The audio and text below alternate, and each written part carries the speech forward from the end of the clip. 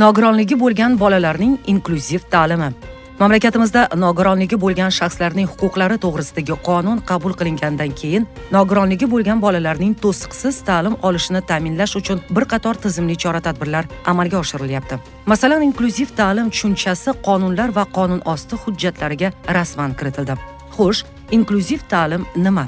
Inklyuziv ta'lim barcha uchun teng imkoniyatlar ta'minlangan holda beriladigan ta'lim. Ya'ni alohida ta'lim ehtiyojlari va individual imkoniyatlarning xilma-xilligini hisobga olib, ta'lim oluvchilarga teng imkoniyatlarni yaratishga qaratilgan o'quv jarayonidir. Ushbu ta'lim jismoniy, aqliy, sensor, sezgi yoki ruhiy nuqsonlari bor bo'lgan bolalar shaxslar uchun ta'lim tashkilotlarida inklyuziv ta'lim tashkil etiladi. Uni tashkil etish tartibi O'zbekiston Respublikasi Vazirlar Mahkamasi tomonidan belgilanadi.